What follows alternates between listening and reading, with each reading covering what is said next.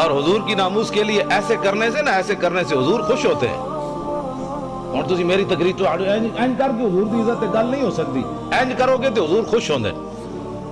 میدان احد وچ میرے آقا و مولا نے اینج تلوار چاہی اینج کر کے فرمایا من یاخذ ھذا السیف بحقی. حضور نے فرمایا تلوار لے کے تو حق کون ادا کرے گا. حضور نے اینج پکڑی. حضرت مولا کائنات آئے, علی مرتضی آئے, حضور نے انہوں نے تلوار نہیں دیتی. پھر حضرت عمر آئے, حضور نے انہوں نے بھی نہیں دیتی. حضرت زبیر بن عوام آئے, حضور نے انہوں نے بھی نہیں دیتی تلوار. ان تین صحابہ نے حضور نے تلوار نہیں دیتی. حضرت ابو دجانہ آئے, انہوں نے آ کے پوچھا حضور دا حق کے وے. فرمایا حق کے دا اے وے کہ اتنی چلے کہ ٹیڑھی ہو جائے. عرض کی تھی دا دوسرا حق کے وے. فرمایا کسی مسلمان ہوتے نہ چلے. عرض کی تھی دا تیسرا حق کے وے. فرمایا جدے ہاتھ چوے میدان جو نہ نسے, دوڑے نہیں میدان چ. ابو دجانہ نے کہا حضور مینوں دیو, مینوں دیو. انہوں نے جدو حضور نے تلوار دیتی, ہن ذرا ویکھنا صحابی چلے کیون کافراں دی طرف این چلے.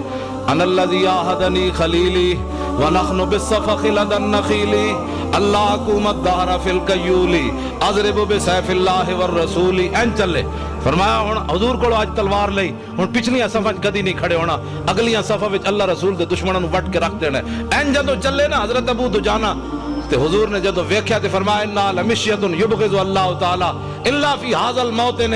حضور نے فرمایا میرے غلاموں اے جڑی چال ہے نا اللہ نو بڑی ناپسند ہے, اے بڑی مبغوض چال ہے, متکبرانہ چال ہے, اے چال اللہ نو بڑی ناپسند ہے, لیکن فرمایا میرے دشمناں دے سامنے پسند ہے.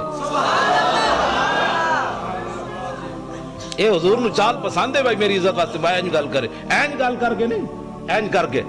اگلی بات درباری شاعر حضرت عبداللہ بن رواحہ عمرہ قضاء کے موقع پر حضور علیہ السلام نو حدیبیہ دے مقام تے مینوں تے بخاری شریف. اے بخاری شریف وچ بڑا لمبا واقعہ ہے. حضور کو روک دیا گیا حدیبیہ کے مقام پر, تسی عمرہ نہیں کر سکتے اس سال, اجے فتح مکہ نہیں ہویا. واپس تشریف لے گئے میرے آقا و مولا.